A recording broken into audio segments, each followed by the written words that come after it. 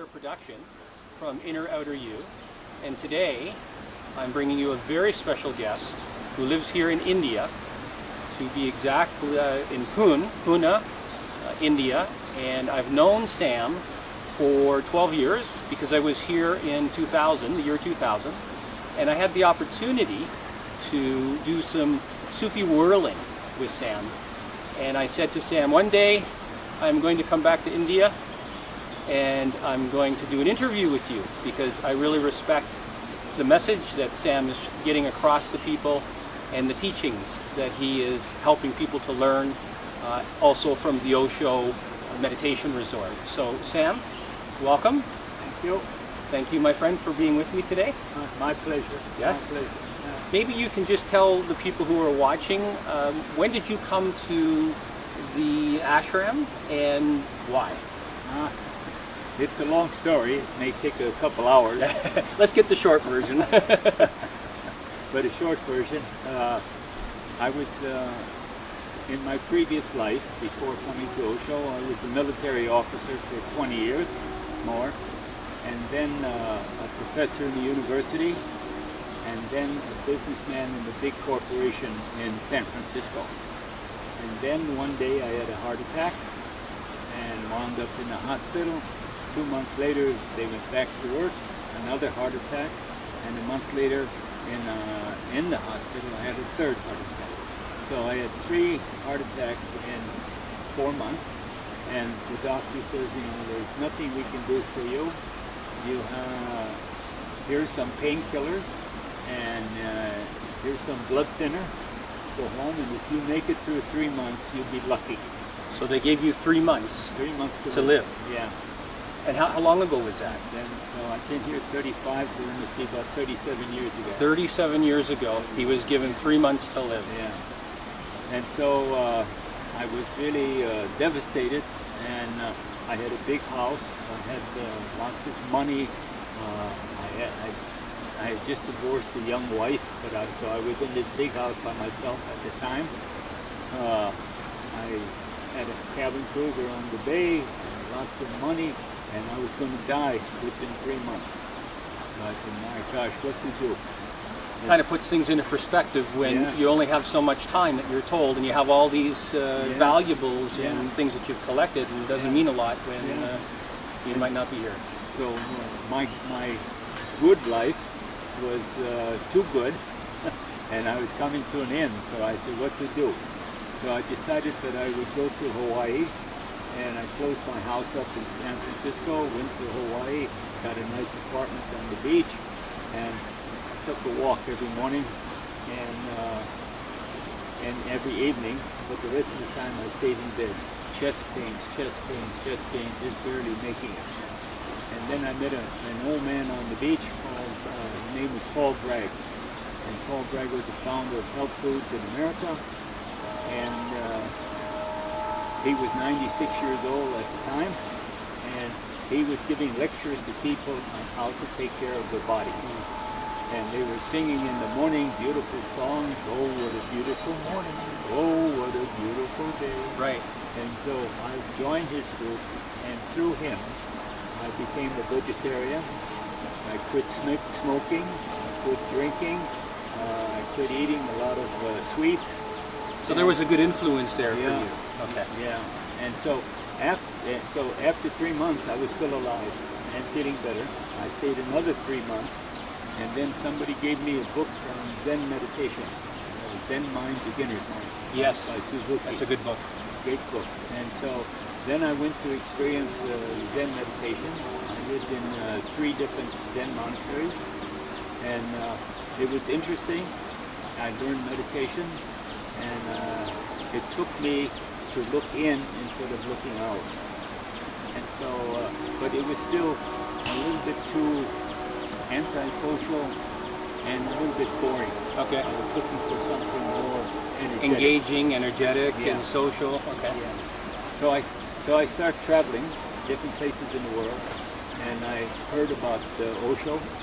And once I heard about Osho, then I decided I got several books, and I read two books, and the things that he was saying in his books were things that I knew intrinsically, but was never able to express. Okay. And these things touched me so deep that I said, I have to go and meet that man. So you identified right away with what he was writing in his books, and you saw that within inside of yourself, and it touched you. Yeah, so much. It was unbelievable that another person could say those words, which I knew, but I couldn't say the words. Right. The words he said brought it out. Yes. So then I decided to come here, and my plan, actually, I talked to other people about different places in India, and I was supposed to go see another guru up in the Himalayas. But I stopped here for 3 days to see what the place looked like. Right. So my 3 days turned into 3 weeks, the 3 weeks turned into 3 months, Right. the 3 months turned into 3 Right. years. So And that was here in Pune? in Pune. Okay, in Pune. That's So that was in 78. it's 1978. Okay. Osho came in 74, and I came in 78. And then, so after 3 years, then Osho moved to America, Yes. and I followed him to America. So you went to Oregon? I went to Oregon, Oh, wow. Okay. and I stayed in Oregon until he left. And when he left and came back, then I came back also. So you followed him to the States and then back to Pune? And so I've been here ever since. Now Osho has left his body in 2000, Yeah. and I'm here still waiting Yeah. to die. but I'm having a good time Now- while I'm waiting.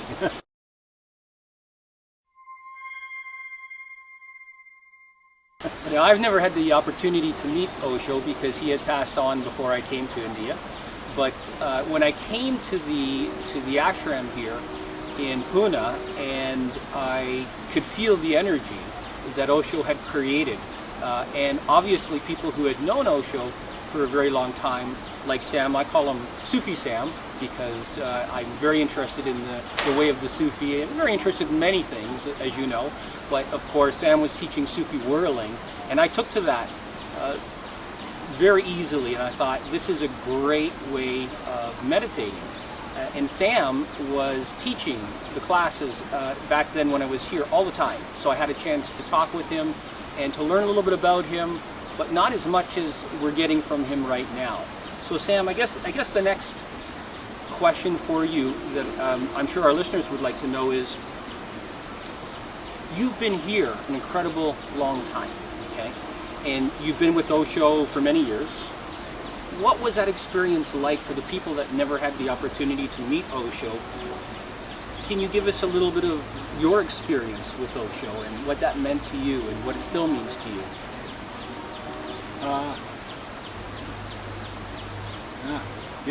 Being with Osho was an inexpressible terms to say it. I cannot say what it is. It was a feeling. Hard to put into words. Yeah, it's hard to put into words. Yeah, it's a feeling that you have. And when he was in the giving his discourses, and you were sitting there, you were more or less in awe of this man.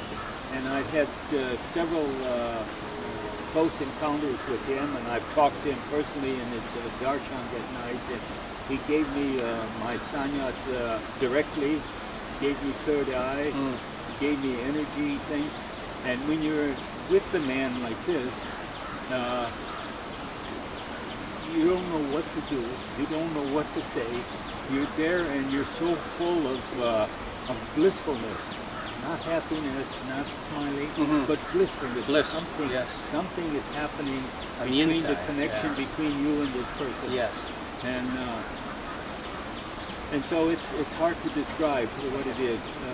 But it was such a great experience for me to be with him. He took my life from being one way and turned it all the way around to the other way. Before I came here, I thought I was such a great person. A military man, a college professor, a big businessman, and lots of money. And then I come here and I find, all of that was sort of meaningless compared to what I got from Osho and what he taught me about the inner world. Right. This inner world is so exotic. A more sacred reality. Yeah. Rather than a materialistic or an outer reality that often in the West people cherish and hold such high value in, and yet in the West there are still so many issues and problems with people feeling lonely, depression, anxiety, greed, and so what I'm hearing you say, Sam, is that when you came and you met Osho, Osho showed you a whole different perspective that helped to fill you up inwardly, and made more, there was more value in that than there was in all the things you had collected on the outside. And I remember one of the things that he said, that you don't have to give up the materialistic things to become a spiritual person. Right. That money is good, and it's not a sin to have money, and you can have money and still be spiritual. Yes. And so a lot of people who think that they're in the materialistic way, that they can't enter the spiritual way. Right. And the spiritual way is not a religion. Osho is not a religion. Osho, the spiritual way is a way of life. Yes. A way of living, a way of being with yourself, being with your being. Beautiful. Beautiful. Yeah, yeah. That's really good, because I think a lot of people from different teachings around the world have this dichotomy of, if I'm going to be spiritual, then materialistic and wealth and things like that really aren't going to be a part of that. Or it's the other way, if I'm wealthy, I can't really be spiritual. Right. And I like what Osho does, is he blends those together, and he says, no, you can have both, but your recognition and level of attachment to these things needs to be in the proper perspective. Right. So that you're not overly attached and it's more used as anything else, a tool. Yeah. And I think that's really healthy. And a lot of people also have the idea that meditation is something that you sit in silence and look at a wall or look at something and you're totally still. But Osho's meditations are meditations that are active meditations. Yes. You're dancing, you're moving, you're humming, you're screaming, you're doing things, and then you go into silence. Yes. And then when you go into silence that way, it takes you deeper into yourself, and you've already expressed the outer, now you go into the inner. Yes. And this kind of balance is a tremendous way for you to find about this inner world. And one of the things that I used to give a presentation here is that Osho has this Zorba the Buddha. Mm-hmm. And we have things named Zorba, we have things named Buddha. And I remember Osho talking about, people think that they can either be Zorba or they can do it. Zorba's out there having a great time and dancing and drinking and making love and doing all this thing. But that's only half of your life. Yes. The other half of your life is the Buddha. Right. And the Buddha is silence and sitting and going in and being reflective and reflective and so on. And Osho has taken both the Zorba and the Buddha and is blending them together. And so Osho's people are actually Zorba the Buddha people. Right. And you can live your life totally, excitedly, and dancing, and you can go in and sit meditatively. Yes.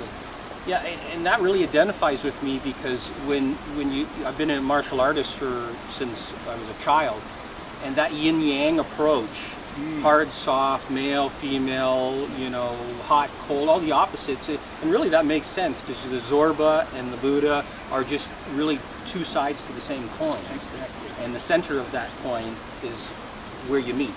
Yeah. Where the center within you meets, and yet you have it all. Exactly. So.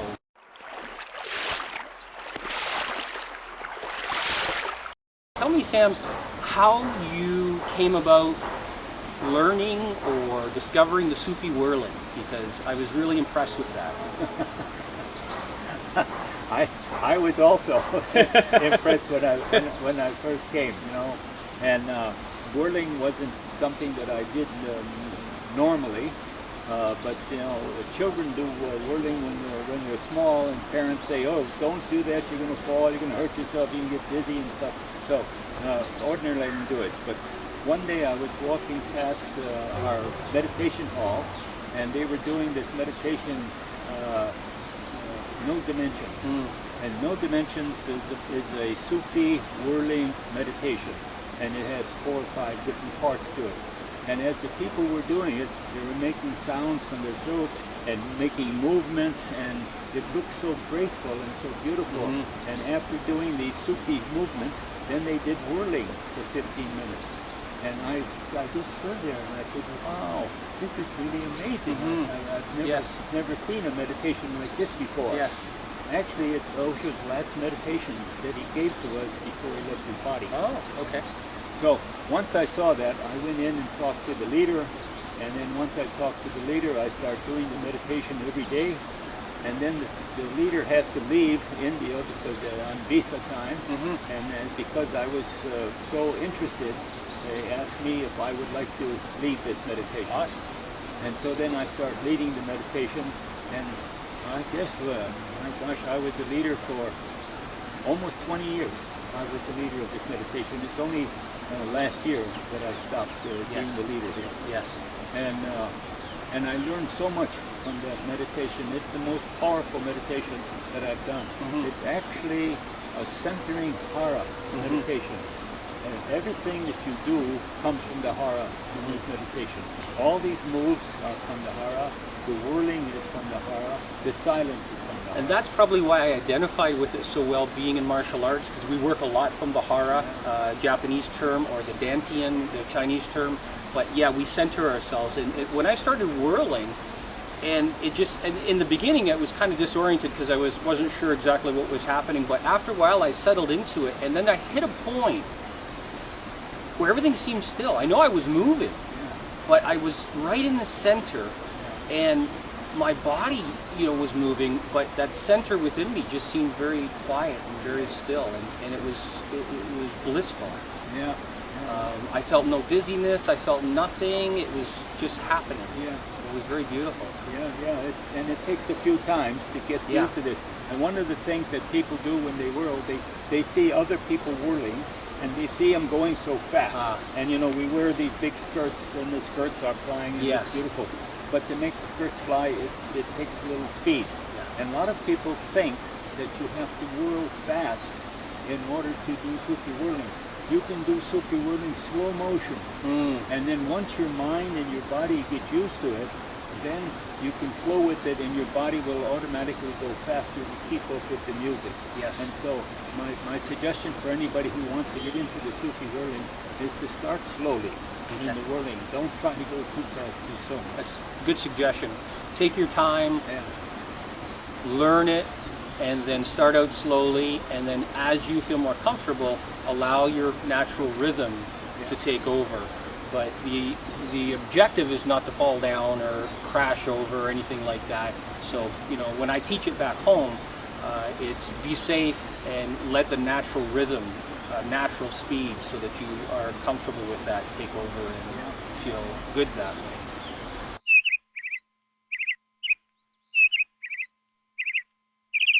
Well, this has been awesome because, Sam, I know that you've been here at the meditation resort, Osho Meditation Resort, for so many years, and you've touched so many people's hearts.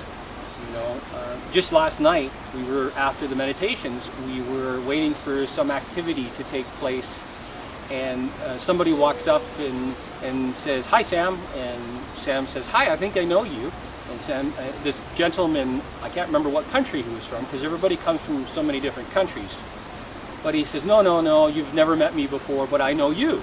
And of course, Sam says, "Oh, okay, well, how do you know me?" And he says, "Well, you're famous here at the meditation resort because there are so many people talking about the work that you've done here over the years." And I actually produced an article on Sam about 5 or 6 years ago from my experience 12 years ago when I was here, and I thought, I'm going to write an article because it really touched me. And I was surprised how fast it spread. The management of the Pune ashram here picked it up and put it in all the magazines, and then it was spread through all the social networking, and all of a sudden Sam was contacting me saying, "What are you doing? You're bringing me so much attention." But I think Sam deserves that, because here's an individual who has dedicated his life to learning, to experiencing, and to sharing what he has learned from Osho and what he has learned from his own experiences, and I think that's very special. So if you are ever here in India, in Pune, and at the meditation resort, please find Sam, because he'll be around here. I don't think Sam has any plans of leaving. No, I'll be here waiting for you. Yeah. When you come, just ask for me and I'll be happy to give you a hug, a Sufi hug, and talk to you. So please look up Sam when you come to India and say, I saw you in the interview with Terry Hodgkinson for Inner Outer You Productions, and say, I had to meet you. Just like other people do, and you'll have a fantastic conversation with Sam, because Sam is the embodiment of Zorba and the Buddha, and he lives his life that way. And Sam, I just want to thank you so very much for sitting down with me today and allowing me to have this time with you to help other people to understand. So my pleasure. Can I give you a hug? My pleasure, yeah. My heart goes to you. Okay. And just so you know, I like it. Sam is now 83? 84. 84. Sam is 84 now and has been here a very long time. And it's been my honor and a privilege to spend more time with Sam, and I look forward to doing that in the future as well. So thank you again, Sam, very much. And I plan to live to be 140. There you go. 100 is easy. It's after 100. Lots of time still to come to India and meet Sam and experience some of his wisdom. Yeah. So this has been another Inner Outer You Productions, and I want to thank you very much for being here. The segment, of course, is called WiseTalks, because we always allow people who have such an abundance of wisdom to share it with you, and so the wisdom comes through in the talk. And thank you very much for watching, and I hope that this has been rewarding and beneficial for you as much as it has been me. Thank you. Wonderful. Soft flow the stream through the even flowing hours. Fair the day shine as it shone on my childhood. Fair shine the day on the house with open door. Birds come and cry there and twitter in the chimney, but I go forever and come again.